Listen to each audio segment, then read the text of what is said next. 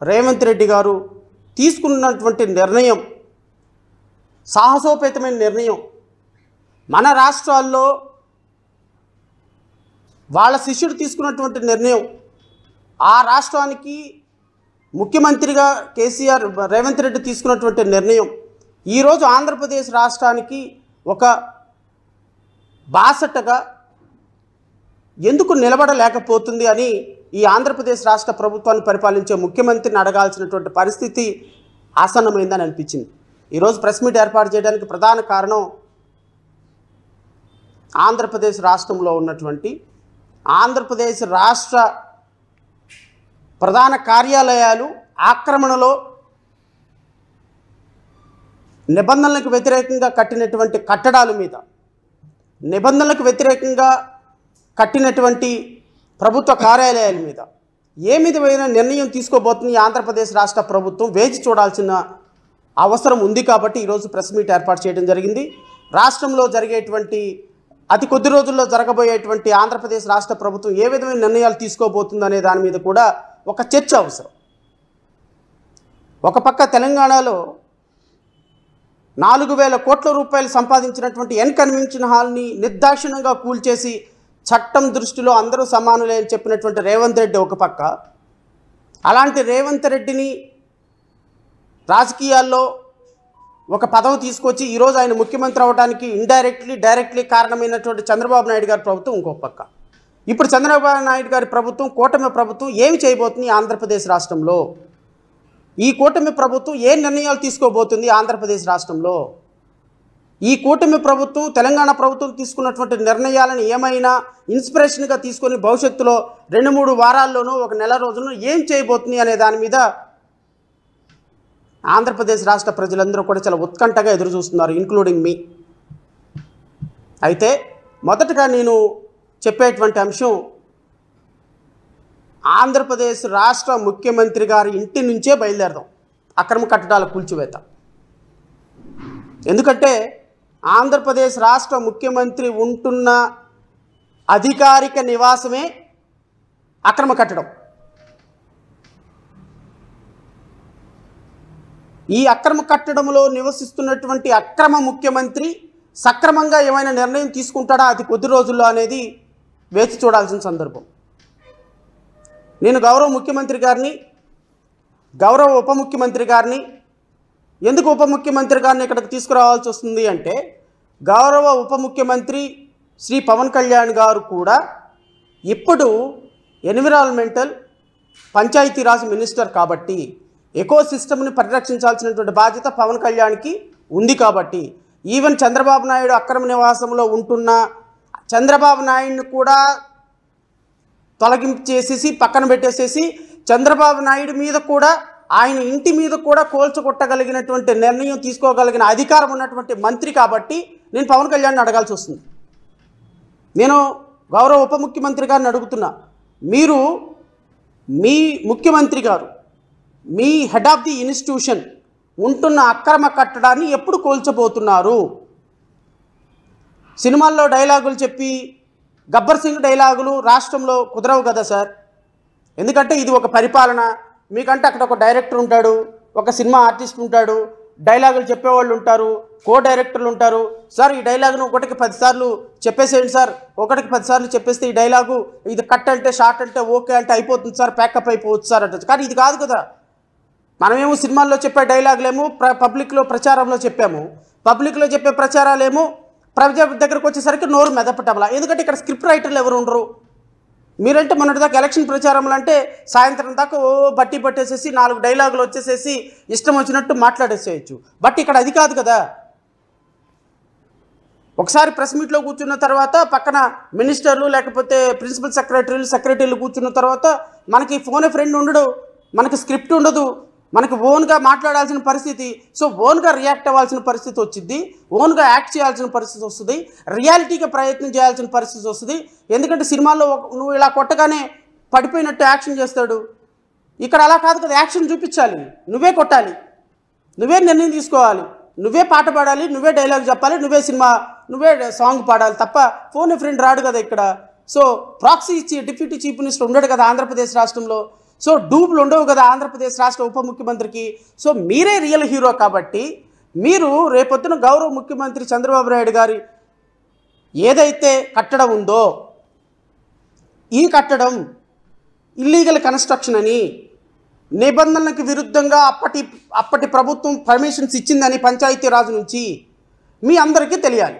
మీకు తెలియలేదో అధికారికంగా ఏమైనా డాక్యుమెంట్లు కావాలంటే నేను డాక్యుమెంట్లు ప్రొవైడ్ చేస్తా, అది అనధికారిక కట్టడం అని. దయచేసి దాని మీద నిర్ణయం తీసుకోండి. నిర్ణయం తీసుకోవటం కాదు, కోలుకొట్టడమే. ఇంక దీంట్లో నిర్ణయాలు తీసుకోవటాలు ఏముండవు.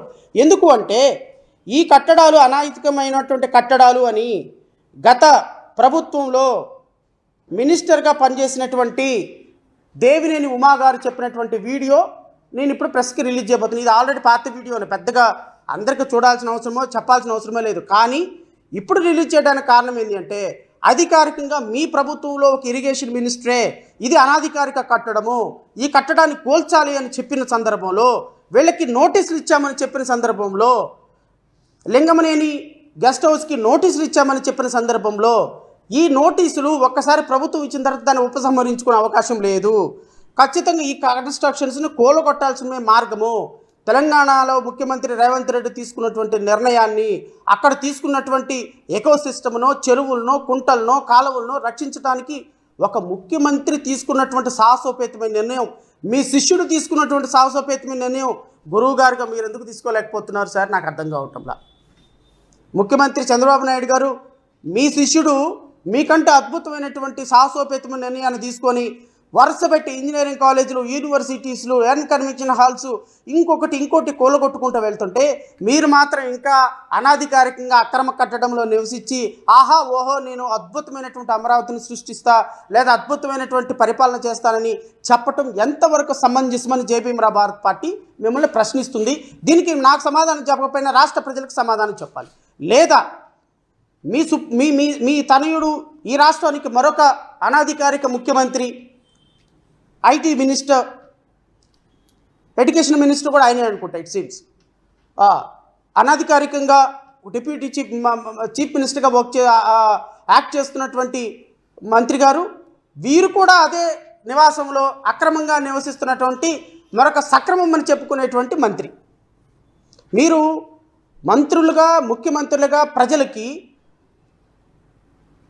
ప్రజల యొక్క జీవన ప్రమాణాలకి మీరు ఒక రోల్ మోడల్గా ఉండాల్సిన సందర్భం. ఒక ముఖ్యమంత్రి గారే అక్రమ కట్టడంలో ఉంటున్నారు, ఒక మంత్రి గారే ఎడ్యుకేషన్ మినిస్టర్ పిల్లలకి అబద్ధాలు ఆడకూడదు, సత్యమనే పలకవలని చెప్పాల్సిన ఒక వ్యవస్థకి ఒక మంత్రిగా ఉన్నటువంటి నారా లోకేష్ అక్రమ కట్టడంలో నివసిస్తూ ఇది సక్రమ కట్టడమే, దీనికి అన్ని పర్మిషన్స్ ఉన్నాయంటే ఎలా ప్రజాస్వామ్యం అవుతుంది సార్? ఇది how we can call it as a democracy? మీరు అధికారంలో ఉన్నారు కాబట్టి మీరు రోల్ మోడల్గా ఉండాలి. నేను Pawan Kalyan deputy chief minister గారిని కూడా అడుగుతున్నా, మీరు ₹1 జీతం తీసుకుపోతే నాయన ముందు ఆ 2 లక్షల జీతం ఏదో మీరు తీసుకొని చేయాల్సిన పనులు చేయండి. మీరు ఆ ₹2 లక్షల జీతం తీసుకోకుండా మీరు ఇక్కడ 2,000 కోట్ల మంది 2,000 కోట్ల రూపాయల ప్రాపర్టీస్ అనాధికారికంగా ప్రజలు వాడుకునేదానికి అవకాశం కల్పిస్తున్నారు. ఎవడొద్దన్నాడు మిమ్మల్ని జీతం తీసుకోవద్దని? మేము వద్దన్నామా? జీతం తీసుకోవద్దా? ₹1 జీతం తీసుకోమని మేము వద్దన్నామా?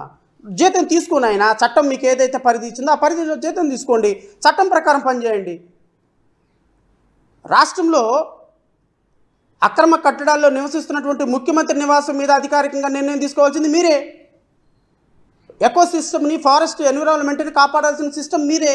కృష్ణానదిని కాపాడాల్సిన బాధ్యత మీదే. ఎడ్యుకేషన్ మినిస్టర్గా, ఐటీ మినిస్టర్గా అనాధికారికంగా నివసిస్తున్నటువంటి నారా లోకేష్ అండ్ గౌరవ ముఖ్యమంత్రి చంద్రబాబు నాయుడు గారిని ఆ కట్టడంలో నుంచి కూలగొట్టి పక్కకు పెట్టాల్సి వాళ్ళని కూడా బుద్ధి చెప్పాల్సింది మీరే. ప్రశ్నించేది మీరే కదా. అదేదో సినిమా తీశారు, ఏంటి కెమెరామ్యాన్ గంగతో రాంబాబు, అసలు దాంట్లో ఒక్క డైలాగు మీకు గుర్తు చేసుకోండి సార్. ఒక్క డైలాగు ఒక్కసారి నా పర్సనల్ రిక్వెస్ట్, ఆ సినిమా ఒక్కసారి సాయంత్రం వేసుకొని ఒక యూట్యూబ్లో కొట్టుకొని చూడండి. కెమెరామ్యాన్ గంగతో రాంబాబుతో మీరు చెప్పినటువంటి డైలాగులు, అద్భుతమైనటువంటి డైలాగులు, సిస్టమ్ని కాపాడడానికి మీరు చెప్పిన డైలాగులు ఒక్కసారి గుర్తు చేసుకొని అనాధికారిక కట్టడాల మీద కొరడా రులిపించవలసిందిగా నేను కోరుతున్నా. అయితే గత ప్రభుత్వంలో ఇరిగేషన్ మంత్రిగా వచ్చిన తర్వాత ఎప్పుడు కూడా ఎక్కడా కూడా ఈ ఎక్స్టెన్షన్లు ఇవ్వద్దని చెప్పాను. ఇవి ప్రజల ఆస్తులు కాపాడుకోవాలని చెప్పాను. కాబట్టి లోపల ఎక్కడ కూడా ఇవ్వట్లేదు. బయట ఆ పక్క ఈ పక్క ఎక్కడ ఆక్రమణలు కలిగినాయి. ఈ పక్క చూస్తే అపార్ట్మెంట్లు కట్టారు, ఈ పక్క చూస్తే చాలా కార్యక్రమాలు చేశారు. ఇది ఒక్క ప్రభుత్వం. మిగతా అన్ని కూడా ప్రజల సొంత ఆస్తులుగా మరి అన్ని కార్యక్రమాలు నడిపారు. ఈ సొంత ఆస్తులు ఏంటో, ప్రజల ఆస్తులు ఏంటో, ఇరిగేషన్ ఆస్తులు ఏంటో, రెవెన్యూ ఆస్తులు ఏంటో టోటల్ గా ఈ రివ్యూలో combined action revenue irrigation coordinate చేసుకొని అవన్నీ కూడా పట్టుబయలు చేస్తాం. బయటికి అయితే మేము గ్యాస్ ఇచ్చామని దానికి ప్రతికూలంగా ఇల్లు ఇచ్చాడని, ఇల్లు ఇవ్వడం ఏంటండి, అది గవర్నమెంట్ ఇల్లు.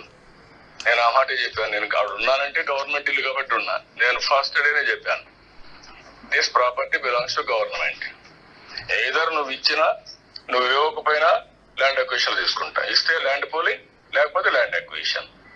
టెంపరీగా నేను ఉండాలి కాబట్టి కార్యక్రమాలు స్టార్ట్ చేయాలి కాబట్టి ఐఎమ్ స్టేయింగ్ దేర్. రేపు ఈ ఏరియా మొత్తం కట్టకు అవతలు ఉండే ల్యాండ్ అంతా అన్ని కన్స్ట్రక్షన్స్ పోయి టూరిజం మిగతాన్ని వస్తాయి. మొత్తం మాస్టర్ ప్లాన్ లో కూడా మొన్న నోటిఫై చేశారు. గవర్నమెంట్ ఒక ఐఏఎస్ కమిటీ వేస్తే ఆ ఐఏఎస్ కమిటీ వెళ్ళి ఓనర్స్ తో మాట్లాడితే ఓనర్స్ అందరూ విల్లింగ్ తో లెటర్ ఇస్తే దానికి కలెక్టర్ ఒక లెటర్ కూడా ఇచ్చారు. ఆ కలెక్టర్ ఆ లెటర్లో 2 bedroom 9,000 రూపాయలు, 2.5 bedroom 10,000 రూపాయలు, 3 bedroom 12,000 రూపాయలు, దాన్ని ఒకటి 1000 అడుగులు, 1400 అడుగులు, 1250 అడుగులు, 1250 square feet, 1450 square feet, 1750 square ఫీట్కి ఇచ్చిన అపార్ట్మెంట్ రేటు మాక్సిమం 12,000 రూపాయలు. చాలా మంచిది. అటువంటి టౌన్షిప్ కట్టినందుకు మేము ఆనందపడుతున్నాం. ఆ రూపాయి ఏది మాకు రాదు, గవర్నమెంట్కి ఆల్రెడీ ఇచ్చేస్తాం. గవర్నమెంట్కి మేము చెప్పింది ఏంటంటే మీదే గవర్నమెంట్ పూలింగ్లో తీసుకోండి, నాకు దానికి సంబంధమే లేదు. నేను గవర్నమెంట్ పూలింగ్లో తీసుకుంటా, అన్ని బిల్డింగ్లు తీసుకుంటా అన్నారు. ఉండవల్లి ఈయన చెప్పేది ఉమా గారు ఒక మాట చెప్తారు, ముఖ్యమంత్రి గారు ఒక మాట చెప్తారు, లింగమనేని ఒక మాట చెప్తారు. అది నేను ఇప్పటికీ రెంట్ కడుతున్నాను, దానికి నేను అధికారికంగా ఉంటున్నాను తప్ప దాంట్లో నేను ఏ విధంగా నాకు గవర్నమెంట్కి సంబంధం లేదు అని మొన్న చంద్రబాబు నాయుడు గారు మాట అన్నారు. లింగమనేని ఇది ఆల్రెడీ గవర్నమెంట్ తీసేసుకుంది, ల్యాండ్ పూలింగ్లో తీసుకుంది, ఇది ల్యాండ్ ఎక్విజిషన్లో గవర్నమెంట్ తీసేసుకుంది, ఈ గవర్నమెంట్ బిల్డింగ్ ఇది, నాకేం సంబంధం అని ఆ రోజు లింగమనేని అని, ఈరోజు గవర్నమెంట్కి సంబంధం ఏంటి, నాకు అధికారికంగా నేను అన్ని పర్మిషన్ తీసుకున్నాను, ఇది నా స్థలం, నా కన్స్ట్రక్షన్, నేను చంద్రబాబు నాయుడికి రెంట్కి ఇచ్చానని ఈయన అంటాడు. ఇప్పుడు అంటాడు. ఇది ఇప్పుడు నేను ముఖ్యమంత్రి గారిని ఒకటే మాట అడుగుతున్నా, మీరు ఇది గవర్నమెంట్కి అధికారికంగా ల్యాండ్ ఎక్విజిషన్లో లింగమనేని గెస్ట్ హౌస్ని ప్రభుత్వం ఏదైనా తీసుకుందా, తీసుకుంటే ఏమైనా అధికారికంగా ప్రొసీడింగ్స్ ఉన్నాయా, ఉంటే ఆ ప్రొసీడింగ్స్ని ప్రెస్కి రిలీజ్ చేయండి. మిమ్మల్ని కానీ నేను ఐటీ మినిస్టర్ని కానీ ఇద్దరిని అడుగుతున్నా. నెంబర్ 2, ఇది ఇప్పటికీ కూడా ఇది మీ అధికారికంగా నివాసమా, దీనికి రెంట్ కడుతున్నారా, లేకపోతే దీనికి సంబంధించినటువంటి గవర్నమెంట్ బిల్డింగా? ముఖ్యమంత్రి ఉండగానే అది గవర్నమెంట్ బిల్డింగ్ అవ్వదు కదా. నవీన్ పట్నాయక్ లేకపోతే మనదాకా అరవింద్ కేజ్రీవాల్ 3 3 బెడ్రూమ్ ఫ్లాట్లో రెంట్కున్నాడు. అరవింద్ కేజ్రీవాల్ ముఖ్యమంత్రి కాకముందు, ముఖ్యమంత్రి అయిన తర్వాత కూడా రెంట్కున్నాడు. ముఖ్యమంత్రి రెంట్కున్నంత మాత్రాన అది అధికారికంగా గవర్నమెంట్ బిల్డింగ్ అయిపోతుందా? ఎక్కడో 1,00,000 రూపాయలు 2,00,000 రూపాయలు అద్దెకు తీసుకొని కేజ్రీవాల్ 1 సంవత్సరం పాటు ఒక బిల్డింగ్లో అద్దెకు తీసుకొని ఉన్నాడు. అద్దెకు తీసుకున్నంత మాత్రాన ముఖ్యమంత్రి ఉంటే అది అధికారిక నివాసం ఎట్లా అయిపోతుంది? సో లింగమనేని గెస్ట్ హౌస్ని మీరు అద్దెకు తీసుకున్నారా, లేకపోతే అది ప్రభుత్వ స్థలమా? ప్రభుత్వ స్థలం అయితే దానికి ఏమైనా ప్రొసీడింగ్స్ ఉన్నాయా?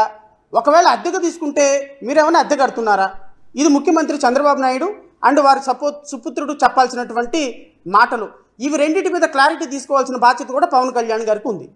నెంబర్ 3, ఇది ఒకవేళ లింగమనేని చెప్పినట్టుగా ఇది ప్రభుత్వానికి ఇచ్చేసి ఉంటే దీంట్లో మీకు ఏ విధమైనటువంటి సంబంధం లేదా?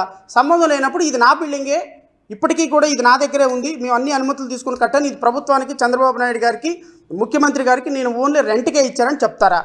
ఒకవేళ ఇది సక్రమమే అయితే, అక్రమం కాదు అని అనుకుంటే ఈ బిల్డింగ్ని ఇది సక్రమం బిల్డింగ్ కాదు, అక్రమం బిల్డింగ్, దీన్ని ఇమ్మీడియట్గా తొలగిస్తామని అప్పుడు ఇరిగేషన్ మంత్రి దేవినేని ఉమా గారు ఎందుకు చెప్పారు? అసలు మీరు కోస్టల్ కారిడార్లో చట్ట నిబంధనలు, నేషనల్ గ్రీన్ ట్రిబ్యునల్ చాలా సీరియస్గా అబ్జెక్ట్ చేసిన చోట, బిల్డింగ్ రూల్స్ పర్మిషన్ చేయని చోట మీరు 100 కోట్ల రూపాయలతో గెస్ట్ హౌస్లు కట్టుకొని కరకట్టుకి ఈ చివరి నుంచి చూస్తే ఆ చివరి వరకు మంతెన సత్యనారాయణ రాజు ఆలయం దగ్గర వరకు కూడా ప్రతి ఒక్కటి కూడా ఇల్లీగల్గా గెస్ట్ హౌస్లు కట్టుకొని వాటికి మళ్ళీ దాని పక్కన ఇంకొక టెంపుల్స్, శివాలయాలని, రామాలయాలని కట్టుకొని కొంతమంది గవర్నమెంట్ గెస్ట్ హౌస్లు కట్టి, ఇరిగేషన్ గెస్ట్ హౌస్లు కట్టి వస్తాను నేను అన్నీ. ఏ విధంగా ప్రతి ఒక్కటి ఇల్లీగల్ కస్టడీలో కట్టడాలో ఏ విధంగా వీటి మీద నోటీసులు గవర్నమెంట్ ఇచ్చిందో, ఏ విధంగా నోటీసులు గవర్నమెంట్ ఇచ్చిన తర్వాత వీళ్ళు ఏ విధంగా వన్న క్యాంటీన్లకి 100 కోట్ల రూపాయలు 2 కోట్ల రూపాయలు వీళ్ళకి ఏ విధంగా ఈ ప్రభుత్వంలో ఆ ప్రభుత్వంలో వీళ్ళు మామ్యామ్యాలు ఇచ్చి ఏ విధంగా ఆపుకున్నారో వీటన్నిటి మీద కూడా ఇప్పుడు రాష్ట్ర ప్రజల ముందు మీ చరిత్ర మొత్తం విప్పుతా. మీ చరిత్ర మొత్తం రాష్ట్ర ప్రజల ముందు పెట్టి, ఇదిగో ప్రభుత్వాల్లో పనిచేసేటువంటి మంత్రులు, ముఖ్యమంత్రులు, ప్రజలకు ఆదర్శపాయంగా ఉండవలసినటువంటి వ్యక్తులు ఈ విధంగా ఇల్లీగల్ కట్టడాల్లో, ఇల్లీగల్ కన్స్ట్రక్షన్స్లో నివసిస్తూ 100 కోట్ల రూపాయల వ్యాపారాలు చేస్తూ ఉంటే, ఈ వ్యాపారాలని అరికట్టాల్సినటువంటి ప్రభుత్వ అధికారులు లక్షల రూపాయల లంచాలు తీసుకొని జోగులాడుతూ ఉంటే, మరి ఈ రాష్ట్రంలో ఒక పేదవాడు ఒక ఇటుక పెడితే సాయంత్రానికి 10 మంది అధికారులు వచ్చి ఆ ఇటుకతో పాటు ఇంకో 10 ఇటుకలు కూడా పడగొట్టేటువంటి దుర్మార్గమైన వ్యవస్థలో ఇక ఈ రాష్ట్రంలో లా అండ్ ఆర్డర్ని పరిరక్షించాల్సింది ఎవరండి? నేను Lingamaneni guest house illegal construction చెప్పడానికి కూడా నేను ఒక రూల్స్ చదువుతా. ఆంధ్రప్రదేశ్ రాష్ట్రం ఏ విధంగా బిల్డింగ్ని కట్టాలి, ఏ విధంగా బిల్డింగ్లు కట్టకూడదు అని 7/4/2012 అంటే దీనికి ముందున్నటువంటి ఇంకా GOMS నెంబర్ 483 ఇది డేటెడ్ 24/8/1998, 511, ఇది 17/11/2000 సంవత్సరం. GOMS నెంబర్ 33 ఇది వచ్చి 3/3/2001. ఈ విధంగా పాత జీవోలన్నింటినీ కూడా రెఫర్ చేసుకుంటూ GOMS నెంబర్ 168లో 7/4/2012లో ఒక జీవో ఇచ్చింది. ఈ జీవో ప్రకారంగా రూల్ 4, ఈ జీవో ప్రకారం rule 3 which specifically says no building development activity shall be allowed in the bed of river water bodies like river or nala and the full tank level or the lake, pond, చెరువు or Kunta, shikam lands. అంటే ఏ building అయినా సరే, any building activity shall not be allowed. ఏ విధమైనటువంటి building permission allow చేయడానికి లేదు. ఎక్కడెక్కడ allow చేయడానికి లేదు? In the bed of water bodies like river or nala and in the full tank level or any lake, pond, చెరువు or కుంట. ఇప్పుడు ఇదే పరిస్థితి. ఎన్ కన్వెన్షన్ హాల్లో నాగార్జున చెరువు అనేటువంటి క్లాసిఫై చేసినటువంటి ల్యాండ్లో ఎన్ కన్వెన్షన్ హాల్లో పర్మిషన్ తీసుకొని కట్టాడు. ఈ హ్యాస్ పర్మిషన్, వ్యాలిడ్ పర్మిషన్. ఎక్కడుంది పర్మిషను? ఎక్కడిచ్చారు పర్మిషన్ అధికారులు? చెరువు అనేటువంటి ఒక క్లాసిఫైడ్ చేయబడినటువంటి ల్యాండ్లో పర్మిషన్ ఇచ్చారు. ఎనీ పర్మిషన్ ఏ బిల్డింగ్ అయినా పర్మిషన్ అధికారులు ఇచ్చారు అంటే, ఇచ్చిన పర్మిషన్స్ కనుక ఈ ల్యాండ్స్లో ఉంటే, ఏది water bodies, nala, full tank level, lake, pond, చెరువు ఆర్ కుంట, ఈ క్లాసిఫై చేసినటువంటి ఏ భూమిలో అయినా సరే పర్మిషన్ ఇస్తే ఆ పర్మిషన్ చెల్లదు. అందుకనే రేవంత్ రెడ్డి ప్రభుత్వం డెమాలిషన్ చేసింది. హైకోర్టు ఎందుకు స్టే ఇచ్చింది? ఆయనకి బిల్డింగ్ పర్మిషన్ ఉంది కాబట్టి హైకోర్టు స్టే ఇచ్చింది. బట్ బిల్డింగ్ పర్మిషన్ వ్యాలిడ్ కాదు. ఏ విధమైనటువంటి బిల్డింగ్ పర్మిషను ఈ చెరువు, నాల, పాండు ఇలాంటి కెనాల్ లాంటి క్లాసిఫై చేసినటువంటి భూముల్లో దేంట్లో కూడా బిల్డింగ్ పర్మిషన్ ఇవ్వటం వ్యాలిడ్ కాదు అని తెలంగాణ ప్రభుత్వం భావించింది, కొట్టేసింది. ఈ లింగమనేని కూడా చెప్పినట్టుగా ఈ క్లాసిఫై చేసినటువంటి భూముల్లోనే నేను పర్మిషన్ తీసుకున్నాను పంచాయతీ నుంచి అంటాడు. చంద్రబాబు నాయుడు గెస్ట్ హౌస్కి చంద్రబాబు నాయుడు గారు ఇప్పుడు ఉంటున్నటువంటి అధికారిక నివాసానికి పర్మిషన్ ఉంది అని చెప్పేది ఇలాంటి క్లాసిఫై చేసినటువంటి ల్యాండ్లోనే. అండ్ ఇంకోటి కూడా వస్తాను నేను. The above water bodies and courses shall be maintained as recreation and green buffer zone and no building activity shall be created out within 100 meters from the boundary of the river outside of the municipal corporation, municipality, Nagara Panchayati, limits of 50 meters within the municipal corporation. ఏదైనా సరే buffer జోన్లో అంటే Krishna water బాడీస్లో ఉన్నటువంటి buffer జోన్లో ఏ building activity 100 metres లోపు అంటే కృష్ణా నది పారుతున్నటువంటి ఏ దగ్గరైనా సరే 100 మీటర్స్ లోపు ఏ బిల్డింగ్ కన్స్ట్రక్షన్ చేయకూడదు. చంద్రబాబు నాయుడు గారి గెస్ట్ హౌస్ అధికారిక నివాసం ఎన్ని మీటర్స్లో ఉందండి? గట్టిగా తుమ్మితే 25-20 మీటర్స్లో లేదు. మీరు చూసుకోండి. మంచెన సత్యనారాయణ ఆలయం దగ్గర నుంచి నేను అది కూడా చూపిస్తాను మీకు.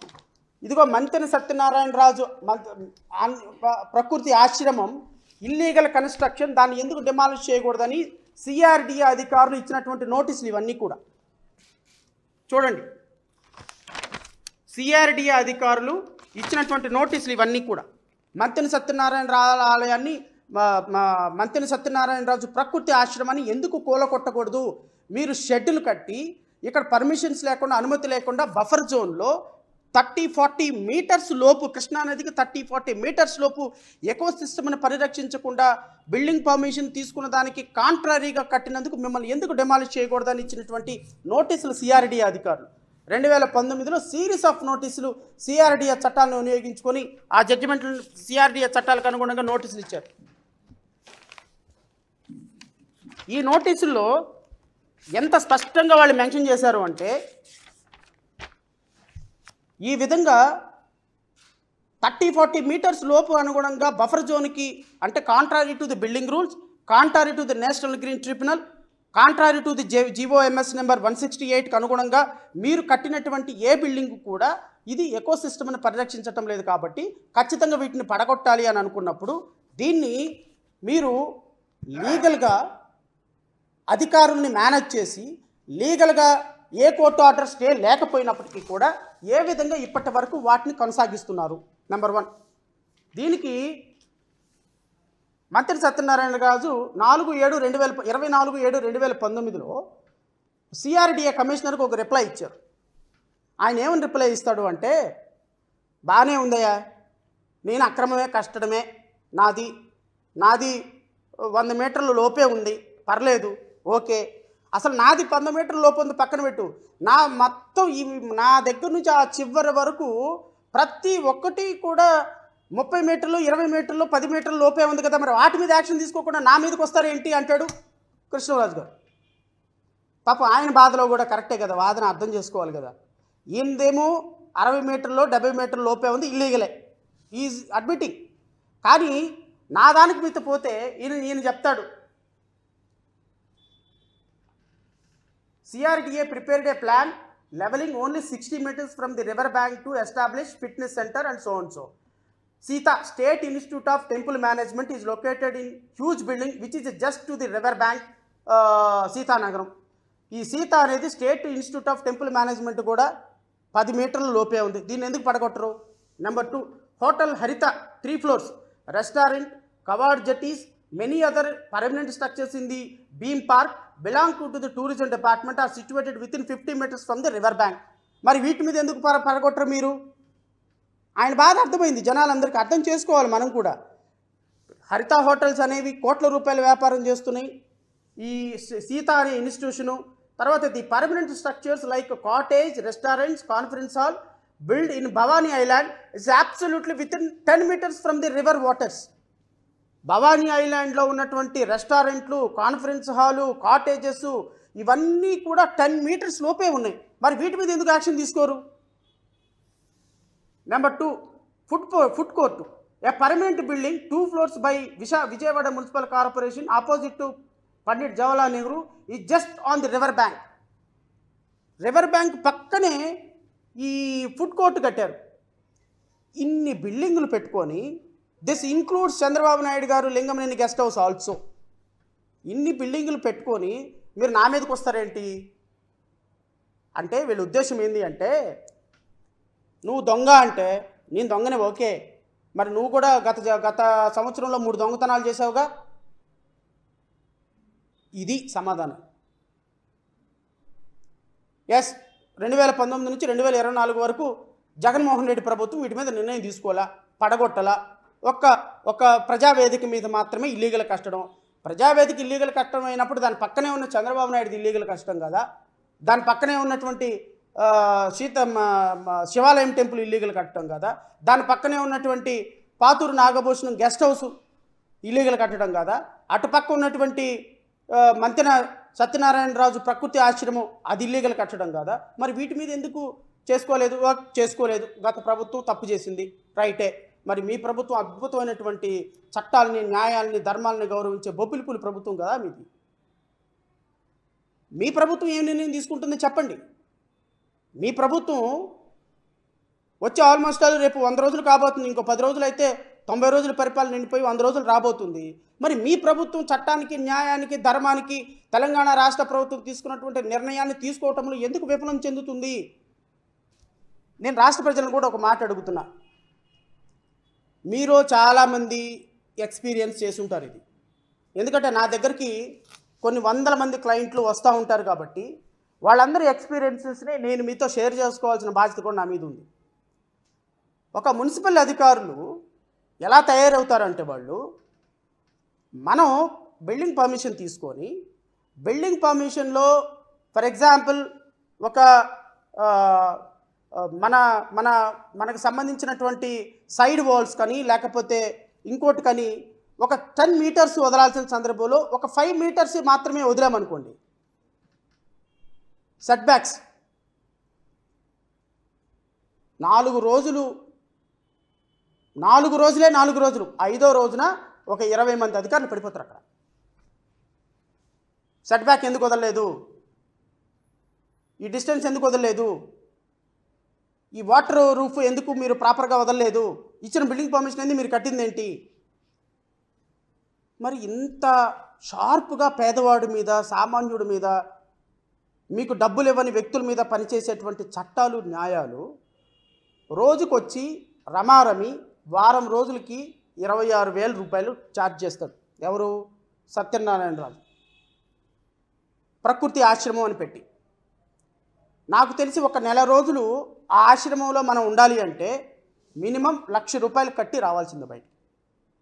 నెల రోజులు ఉండాలి అంటే, నెల రోజులు ఉండాలంటే 1,00,000 రూపాయలు కట్టి రావాల్సినటువంటి బిజినెస్ చేస్తున్న మీరు ఏ బిజినెస్ కోసం తీసుకున్నారు? మీరు ఔషధ మొక్కలు పెంచటానికి, ఔషధ మొక్కలు పెంచుతాము అని బిల్డింగ్ పర్మిషన్ తీసుకొని మీరు చేస్తున్న వ్యాపారం ఏంటి? అక్కడ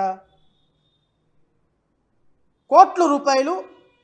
రైట్, నేను ఆ జోలికి వెళ్ళను. ఎందుకంటే మీరు కోట్లు తీసుకుంటారో లక్షలు తీసుకుంటారో it is your purview. And I'm also very happy. మన రాష్ట్రంలో ఒక ప్రకృతి ఆశ్రమం ఉంది, హాస్పిటల్ ఉంది. మిగతా రాష్ట్రాల నుంచి, ఇతర దేశాల నుంచి ఇక్కడికి వచ్చి ఇక్కడ ట్రీట్మెంట్ చేయించుకోవటం మన ఆంధ్రప్రదేశ్కి కూడా గర్వకారణం. నేను యాజ్ ఎ పొలిటికల్ పార్టీ లీడర్గా నేను మన రాష్ట్రానికి దక్కే ప్రతి గౌరవాన్ని కూడా అప్రిషియేట్ చేస్తాను. కానీ మీరు ఇల్లీగల్ బిల్డింగు, ఇల్లీగల్ కన్స్ట్రక్షన్ కట్టి దాన్ని లీగలైజ్ చేస్తూ ప్రపంచానికి ఆరోగ్యం ఇస్తానని చెబితే, ప్రపంచానికి, సమాజానికి, మనుషులకు ఆరోగ్యం ఇచ్చే మీరు సమాజం కూడా ఆరోగ్యంగా ఉండాలని చూడాలి కదా. ఇప్పుడు మీరు మీతో పాటు 100 బిల్డింగ్లు కట్టుకొని వెళ్ళిపోయినారు కరకట్ట మీద. ఏం జరుగుతుంది అనేది నేను ప్రజలకు కూడా వివరించాలి. ప్రజలారా, ఈ మధ్యకాలంలో మీరు ఢిల్లీని చూశారు, మహారాష్ట్రను చూశారు, ఉత్తరాఖండ్ను చూశారు. ఈ మధ్యకాలంలో ఫ్లడ్స్ వస్తే ఏ విధంగా మొత్తం ఫ్లడ్స్ అన్నీ ఇళ్లలోకి వచ్చేసినాయో మీ అందరు చూశారు. ఈ రోజున ఎకో సిస్టమ్ని కనుక మీరు ప్రాపర్గా పరిరక్షించకపోతే, ఈ దుర్మార్గులు కట్టినటువంటి బిల్డింగ్ల వల్ల రేపొద్దున కనుక సాయిల్ కనుక కుంగిపోతే, కృష్ణానది పొంగితే విజయవాడ మొత్తం కొట్టుకొని పోతుంది. అప్పుడు ఎవరు దానికి బాధ్యులు? ఇప్పుడు కట్టినటువంటి బిల్డింగుల్లో 30 మీటర్స్, 40 మీటర్స్, 50 మీటర్స్ ఎందుకు బిల్డింగు కట్టొద్దు అని అంటారు అంటే, నదీ పరివాహ ప్రాంతంలో మీరు ఇసుక నీళ్ళు ఇలా పట్టుకుంటే ఇసుక జారిపోతూ ఉంటుంది. ఒక బంకమట్టిని ఇలా పట్టుకుంటే బంకమట్టి నిలబడదు. మన ఇళ్లల్లో, మన ఇంటి దగ్గర పట్టుకున్న బంకమట్టికి నదీ పరివాహ ప్రాంతంలో ఉన్న బంకమట్టికి చాలా తేడా ఉంటుంది. Because the soil is not fit for construction. నదీ పరివాహ ప్రాంతంలో 100 మీటర్ల లోపు ఎందుకు దాన్ని బఫర్ జోన్గా పెట్టారు అంటే, 100 మీటర్ల లోపు ఏదైనా నది పారుతున్నప్పుడు దాని పక్కన మీరు వెళ్ళిపోయి ఒక మట్టిని పట్టుకుంటే బంక మట్టి, అది కన్స్ట్రక్షన్కి పనికిరాదు. ఈ కన్స్ట్రక్షన్కి పనికిరాని మట్టిలో రేపొద్దున 5 అంతస్తుల బిల్డింగ్ కట్టినటువంటి ప్రకృతి ఆశ్రమంలో ఉన్నటువంటి వ్యక్తి గెస్ట్ హౌస్లు కట్టుకొని, వందల గెస్ట్ హౌస్లు కట్టుకొని, టెంపుల్స్ని కట్టుకొని, పర్మనెంట్ స్ట్రక్చర్స్ని కట్టుకొని, ఇప్పుడు అక్కడ భవానీ ఐలాండ్ అని చిన్నపిల్లల జోన్ పార్కులు, పక్పిల్ పార్కులు కట్టి 100 మంది పిల్లల్ని అక్కడికి ఆహ్వానించేటువంటి కన్స్ట్రక్షన్స్ కట్టేటువంటి భవానీ ఐలాండ్ లాంటి హోటల్స్లో రేపొద్దున కన్స్ట్రక్షన్ కనుక ఏమైనా కూడా కుంగి కనుక కన్స్ట్రక్షన్ పడిపోతే కొన్ని 100 మంది ప్రాణాలు బలిపోవాల్సి వస్తుంది. ఒక ప్రకృతి ఆశ్రమం కనుక రేపొద్దున డిమాలిషన్ అయింది అంటే ఈ రాష్ట్రం కోలుకోలేని ఒక అప్రతిష్టని మిగతా రాష్ట్రాల్లో, దేశాల్లో మూట కట్టుకోవాల్సి వస్తుంది. దీనికి ఎవడు బాధ్యుడు? దీనికి ముఖ్యమంత్రులు ఏం బాధ్యత వహించరే? రేపొద్దున ప్రకృతి కృష్ణానది ఫ్లో అయ్యేటప్పుడు ఏమైనా వరద పొంగితే ఆ కృష్ణానది ఫ్లో మొత్తం ఈ బిల్డింగుల మీద పడిపోతే దీని నుంచి మన రేపొద్దున కరకట్ట ఆనకట్ట లేకుండా పోతే రేపొద్దున విజయవాడ మొత్తం మునిగిపోతుంది. ఒక విధంగా పబ్లిక్కి నష్టం. ఒకవేళ ఈ బిల్డింగులు ఏమైనా కూలిపోతే రేపొద్దున ఆ బిల్డింగులో ఉంటున్న వ్యక్తులకు నష్టం. ఇలాంటి ఇల్లీగల్ కట్టడాలని కొనసాగిస్తున్నటువంటి ఇంకా ముఖ్యమంత్రి, ఉప ముఖ్యమంత్రి, మంత్రులు పక్క రాష్ట్రాలను చూసైనా సిగ్గు తెచ్చుకోకపోతే ఎట్లా అంటున్నా నేను. నేనేమి మసుగుడ్డ కాల్చి మొఖాన వేయటంలా, మీ అధికారిక లెక్కల ప్రకారం, మీ అధికారుల యొక్క మాటల ప్రకారం, ప్రొసీడింగ్స్ ప్రకారం కరకట్ట నుంచి ఈ చివరి నుంచి మొదలు పెడితే ఆ చివరి మంత్రి సత్యనారాయణ ఆలయం వరకు చుట్టుపక్కల ఉన్నటువంటి మొత్తం వ్యక్తులు ఇల్లీగల్ కన్స్ట్రక్షన్సే. రేపొద్దున మీరు ఏం చేయబోతున్నారు? అమరావతిని 60,000 కోట్లతో అభివృద్ధి ఎట్ట చేస్తారు? అమరావతిని 60,000 కోట్లతో అభివృద్ధి చేద్దామని ఆ నారాయణ ఎవరో మంత్రి చెప్తున్నాడు. సరే చేయండి, మీ పచ్చిబద్దలు ఏదో చేయండి. మీరే ఈ మాటలు చెప్పుకునే కదా రాష్ట్ర ప్రజలను మోసం చేసింది. 60,000 కోట్లతోటి మీరు అభివృద్ధి చేస్తారా? ఎక్కడి నుంచి తీసుకొస్తారా 60,000 కోట్లు? 15,000 కోట్లు కేంద్ర ప్రభుత్వం అప్పు ఇవ్వడానికి కింద మీద పడిపోయి ఒక్కడికి నెత్తి నోరు కొట్టుకొని అప్పు ఇచ్చిన 15,000 కోట్లని గ్రాంట్ అని చెప్పి అసెంబ్లీలో చప్పట్లు కొట్టించిన పవన్ కళ్యాణ్ ముఖ్యమంత్రి, 2 లక్షల పుస్తకాలు చదివిన ముఖ్యమంత్రి, ఇదిగో పక్కన ఉన్నటువంటి చంద్రబాబు నాయుడు 14 ఏళ్ళు ముఖ్యమంత్రి చేసినటువంటి ముఖ్యమంత్రి ఈ రాష్ట్రాన్ని పట్టి ఈ విధంగా ప్రజల్ని తప్పుదోవ పట్టిస్తుంటే అసెంబ్లీ సాక్షిగా దానికి ఈ పక్కన ఉన్నటువంటి గొర్రెలన్నీ చప్పట్లు కొట్టడం అంట. గ్రాంట్ ఇచ్చాడు అనగానే పక్క నుండి ఎదురుగా బల్ల ఉంటుంది, చెయ్యి ఉంటుంది, ఖాళీగా ఉంటుంది. వీళ్ళు చప్పట్లు కొట్టడానికి తప్ప దేనికోసం వాడరు కదా. ఇది 15,000 కోట్ల రూపాయలు గ్రాంట్ అనగానే వెంటనే చప్పట్లు కొట్టేస్తున్నారు పక్కన ఉన్నటువంటి ఎమ్మెల్యేలు. ఒక బుద్ధి, ఒక జ్ఞానం, ఇది గ్రాంట్ కాదయా, ఇది ఒక అప్పయ్యా.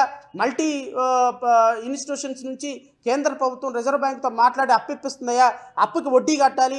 20 సంవత్సరాల తర్వాత 30 సంవత్సరాల తర్వాత ఈ అప్పు అంతా మనమే కట్టాలి. దీనికి ఈ విధమైన ఏ విధంగానూ గ్రాంట్ మనకు రాలేదని పక్కన ఉన్నవాడు చదువుకున్నవాడు ఎవడని చెప్పినాడా ఉప ముఖ్యమంత్రికి? అది లేదు. 4 రోజులు ఆగిన తర్వాత మళ్ళీ ఈనాడు ఐటెంలో చాలా పెద్ద బ్యానరు ఏమని, కేంద్ర ప్రభుత్వ రికమెండేషన్తో రిజర్వ్ బ్యాంక్ ఆఫ్ ఇండియా 15,000 కోట్ల రూపాయలు అప్పు గ్రాంట్ చేసింది రాష్ట్రానికి అని. మరి ఇదే మాట 4 రోజుల ముందు చెప్పొచ్చు కదా మీరు. అబ్బాయి ప్రజల్ని తప్పుదో పట్టించాలి. 60,000 కోట్లతో అమరావతి నిర్మాణం అంట. ఎక్కడ జరుగుతుందండి 60,000 కోట్లు? ఎందుకు అబద్ధాలు చెప్తాం ఎందుకు ప్రజలకి? ఒక పక్కేమో సూపర్ 6 అమలు చేయడానికేమో రూపాయి లేదు, బ్లీచింగ్ పౌడర్ చల్లడానికి డబ్బులు లేవు అని ఒక ఉప ముఖ్యమంత్రి చెప్తాడు. చంద్రబాబు నాయుడు గారు ఎవ్రీడే అసెంబ్లీలో చూస్తే భయం వేస్తుంది. అసలు ఏ విధంగానూ ఈ రోజు వరకు మహిళలకు సంబంధించినటువంటి నెలకి 1,500 రూపాయలు ఎంతో డబ్బులు ఇస్తా అన్నాడు, అది లేదు. 3 సిలిండర్ల గతి లేదు, ఉచిత ప్రయాణం లేదు, అమ్మఒడి లేదు, గత 3 నెలల నుంచి వాలంటీర్లకు జీతాలు లేవు, డిపార్ట్మెంట్లో ఎవరికి కూడా జీతాలు లేవు. ఇవన్నీ ఆర్థిక ఇబ్బందులు ఉన్నాయి. రాష్ట్రంలో కనీసం 10 రూపాయలు ఇన్కమ్ జనరేట్ చేసే స్థాయి లేదు. అమరావతి 60,000 కోట్లతో ఎట్లా చేస్తారండి అమరావతి మీరు డెవలప్మెంటు? అమరావతికి సంబంధించిన లీగల్ కేసులు ఇంకా సుప్రీంకోర్టులో పెండింగ్ ఉన్నాయి. వాటిని క్లియర్ చేశారా? అమరావతిని శాశ్వత అమరావతి రాజధానిగా అమరావతి నిర్మాణం జరిగిపోతుంది, దీన్ని కేంద్ర ప్రభుత్వంలో పార్లమెంట్లో బిల్లు ప్రవేశపెట్టి దానికి ఏమైనా ఎఫర్ట్లు చేస్తున్నారా? మళ్ళీ రేపొద్దున ఇంకొకటి వచ్చి 3 రాజధానులు కాదు 15 రాజధానులు అంటాడు. అప్పుడు పరిస్థితి ఏంటి అమరావతి పరిస్థితి? అమరావతి మీరు ఒక బోర్డు పెట్టారు, అమరావతి నిర్ణయం బోర్డు అని. ఒక ఎట్టతో కొత్తగా క్రియేట్ చేసి దానికి ఎవరినో పెట్టబోతున్నారు మీరు చైర్మన్గా. మీరు అమరావతి నిర్మాణం మీద స్పష్టమైనటువంటి అవగాహన, అమరావతి లీగల్ కేసెస్ మీద అవగాహన, వాటిని ఏ విధంగా చేయాలి, అమరావతి నిర్మాణం చేయాలి అంటే ముందు ఎకో సిస్టమ్ని కాపాడుద్దా? అమరావతి నిర్మాణం జరగాలంటే కృష్ణానది నదీ పరివాహ ప్రాంతంలో ఉన్నటువంటి కట్టడాలను తొలగించవద్దా? అలా కట్టడాలను తొలగిస్తే ఫస్ట్ పోయేది మీ కట్టడమే, ఫస్ట్ పోయేది చంద్రబాబు నాయుడు గారిదే, ఫస్ట్ పోయేది అక్కడ ఉన్నటువంటి 100 కోట్ల రూపాయలు బిజినెస్ చేసేదే. సో వీళ్ళందరూ కూడా అమరావతిని బాగు చేస్తామని అబద్ధాలు చెప్పి ప్రజలకి 60,000 కోట్ల రూపాయలు ఎక్కడి నుంచి వస్తాయండి? 60,000 కోట్ల రూపాయలు 60,000 కోట్ల రూపాయలు ఎవరిస్తారు? 60,000 కోట్ల రూపాయలు ఒక శాశ్వతమైనటువంటి ఒక అసెంబ్లీ కట్టడానికి ఇట్ విల్ టేక్ 4 years అండి. 4 years కన్స్ట్రక్షన్ డబ్బులు పెట్టుకొని రెడీగా పెట్టుకొని ఈరోజు రాష్ట్ర అసెంబ్లీని కట్టడానికి, గవర్నర్ బంగ్లాని కట్టడానికి, రాష్ట్ర హైకోర్టును కట్టడానికి, శాశ్వత బిల్డింగులు కట్టడానికి నాకు తెలిసి 230-40 బిల్డింగులు అవసరం అమరావతిలో ప్రభుత్వ కార్యాలయాలు పెట్టడానికి. ఒక్కొక్క building it will take around 1,000 crores cost. ఇలాంటి బిల్డింగులు కట్టడానికి 4 నుంచి 6 సంవత్సరాలు పడుతుంది. డబ్బులు మన దగ్గర పెట్టుకుని ఈరోజు బిల్డింగ్లో దిగితే మీ దగ్గర రూపాయి లేదు, కేంద్ర ప్రభుత్వం రూపాయి సహకారం చేయదు, మీ దగ్గర ఒక విజన్ లేదు. అమరావతి 4 సంవత్సరాల్లో అద్భుతంగా 60,000 కోట్లతో అభివృద్ధి చేస్తుంది. అబద్ధాలు చెప్పి అసలు ఏ రోజైనా అమరావతి ఉద్యమంలో పాల్గొన్నావా నారాయణ? నువ్వు మున్సిపల్ శాఖ మంత్రి ఏ రోజైనా అమరావతి ఉద్యమంలో నీకేమైనా సంబంధం ఉందా? అమరావతి ఉద్యమంలో పోరాడింది మేము, ఇంచి ఇచ్చే తిరిగింది మేము, అమరావతిని ఎలా డెవలప్ చేయాలనో గత ప్రభుత్వం మీద ప్రెజర్ పెంచింది మేము. దిక్కులేక సిగ్గులేక దాక్కున్నావాడు నువ్వు. ఎక్కడో నెల్లూరులో ఉన్నావో తెలియదు, బెంగళూరులో ఉన్నావో తెలియదు, అమెరికాలో ఉన్నావో తెలియదు. 4 సంవత్సరాలు 9 నెలల తర్వాత వచ్చావు, చక్కగా ఒక 100 కోట్లు పెట్టేసావు, ఒక 200 కోట్లు డొనేషన్ ఇచ్చేసావు, మొత్తం ముఖ్యమంత్రి మేనేజ్ చేసావు, మంత్రి అయిపోయినావు. మా కర్మ, మీ అదృష్టం, ఈ రాష్ట్ర ప్రజల కర్మ, మనం చేయగలిగింది ఏమీ లేదు. ఎట్లాంటి దుర్మార్గులకి పవర్ ఇచ్చేసారు, వాళ్ళు మళ్ళీ దోచుకోవడానికి మళ్ళీ మొదలుపెట్టారు. వాస్తవాలు చెప్పండి ప్రజలకు, వాస్తవాలు చెప్పండి, అబద్ధాలు చెప్పొద్దు. ఇంకా ఎంతకాలం అబద్ధాలు మోసం చేస్తారు మీరు? అసలు అమరావతి మీద ఒక విజన్ డాక్యుమెంట్ లేదు మీకు. మీరెట్లా రాష్ట్రంలో బాగు చేస్తారు? ముందు అసలు ఆ కరకట్ట మీద కన్స్ట్రక్షన్స్ అన్నింటినీ తొలగించండి. నేనైతే చాలా స్పష్టంగా చెప్తున్నా రాష్ట్ర ప్రజలకి, ఈ రాష్ట్ర ప్రజలకి అక్రమ కట్టడాలని కొనసాగించేటువంటి రాష్ట్ర ప్రభుత్వ భావాన్ని, లేకపోతే రాష్ట్ర ప్రభుత్వ అలాంటి భావజాలం ఏమన్నా ఉంటే రాష్ట్ర ప్రజలందరూ కూడా ముక్త కంఠంతో ఖండించాలి. ఇది మన భూమి, మన సమాజం, మన ఎకోసిస్టమ్, మన ఎన్విరాన్మెంటల్ మనం పరిరక్షించుకోవాలి. నిన్న అన్న క్యాంటీన్కి ఈ మంత్రి సత్యనారాయణ, ఇంకెవరు, గోకరాజు గంగరాజు గారు, ఈయన 1 కోటి రూపాయలు అన్న క్యాంటీన్కి విరాళం ఇచ్చారు. ఎందుకు ఇచ్చాడు 1 కోటి రూపాయలు విరాళం? ఇదే ఈ కన్స్ట్రక్షన్స్ ఆపుకోవడానికే. లెమన్ ట్రీ లాంటి ఒక 5 స్టార్ హోటల్ని అనధికారికంగా కట్టి, పర్మిషన్ లేకుండా కట్టి, అలాంటి కన్స్ట్రక్షన్స్ని కాపాడుకోవటానికే. నారా లోకేష్ ఉన్నది అందుకే, పవన్ కళ్యాణ్ ఉన్నది అందుకే, చంద్రబాబు నాయుడు ఉన్నది అందుకే. వాళ్ళు ఇచ్చేటువంటి విరాళాలంటూ ఒక ట్రస్ట్కో లేకపోతే ఇంకొకళ్ళకో సమాజం కోసం పోరాడే వాళ్ళకి 10 రూపాయలు ఇవ్వమనండి వీళ్ళని. ప్రాణం పోయినా ఎవరు, ఎందుకు ఎవరు అంటే వీళ్ళకి కావాల్సింది అధికారంలో ఉన్నటువంటి వ్యక్తులను రక్షించుకోవాలి. వీళ్ళ ఇల్లీగల్ కన్స్ట్రక్షన్స్ బిజినెస్లు అన్నీ కూడా కొనసాగాలి అంటే దానికి వాళ్ళకి రాజకీయ నాయకులు అండదండలు కావాలి. ఇది ప్రజలు విశ్వసిస్తారా? ప్రజలు ఆహ్వానిస్తారా? ప్రజలు పాలకుల యొక్క దుర్మార్గాలను తెలుసుకోవాల్సిన పని లేదా? నేను ప్రభుత్వాన్ని రిక్వెస్ట్ చేస్తున్నా, ఎటు మన జేబు సమస్యలు ఏమి మాట్లాడు. నేను ఇంకొక మాట కూడా చెప్పాలి ఈ సందర్భంలో. బహుశా నేను కూడా రాష్ట్ర ప్రజలకి తెలిసింది ఆ 2 మీడియాల ద్వారానే, TV5 అండ్ ABN. రాష్ట్ర ప్రజలకి రాష్ట్ర ప్రజా సమస్యల్ని ప్రజల తరపున పెట్టడానికి నాకు ఆ 2 సంస్థలు ప్లాట్ఫామ్లు ఇచ్చింది. అందులో నేను ఏ విధంగానూ వారిని రాజకీయ రంగు పులమును, వారిని విమర్శించను. 5 సంవత్సరాలు గత ప్రభుత్వం మీద నేను పోరాటం చేయడానికి ఒక సామాన్యమైనటువంటి న్యాయవాదిగా, ఒక వ్యక్తిగా నేను ప్రజా సమస్యలను రిప్రజెంట్ చేయాలి అనుకున్నప్పుడు వాళ్ళు ఏ కారణాల చేత ఇచ్చారో నాకైతే తెలియదు. కానీ నాకు మాత్రం ప్లాట్ఫామ్ ఇచ్చినటువంటి 2 ఛానల్స్ ABN అండ్ TV5. ఈ 2 ఛానల్స్ ప్రజా సమస్యలు, దళిత సమస్యలు, సాంఘిక సమస్యలు, హైకోర్టు సమస్యలు, లీగల్గా రాష్ట్ర ప్రభుత్వానికి ప్రజలకి చేస్తున్నటువంటి దుర్మార్గాలని విశ్లేషించడంలో నాకు ప్లాట్ఫామ్ ఇచ్చినటువంటి ఆ 2 ఛానల్స్ని నేను ఎప్పటికీ గౌరవిస్తాను. ఎందుకంటే వాళ్ళు మీడియాగానే నేను కన్సిడర్ చేస్తాను. అది మీడియా కాదు, ఒక వర్గానికి కొమ్ము కాసేటువంటి మీడియాగా అవ్వకూడదు అని నేను మనస్ఫూర్తిగా భావిస్తాను. మీ ఇంటర్నల్గా ఏమైనా ఉండనివ్వండి, మీ ఇంటర్నల్గా ఏమైనా పదవులు తెచ్చుకోండి, ఐ డోంట్ మైండ్. కానీ 2024 జూన్ 4వ తారీఖు వరకు విరుచుకు పడిన ప్రభుత్వాల మీద, బికాస్ మీడియా అంటే ఖచ్చితంగా ప్రజల కోసం ఫైట్ చేయాలి, 4th ఎస్టేట్ కాబట్టి ప్రభుత్వాల మీద ఫైట్ చేయాలి.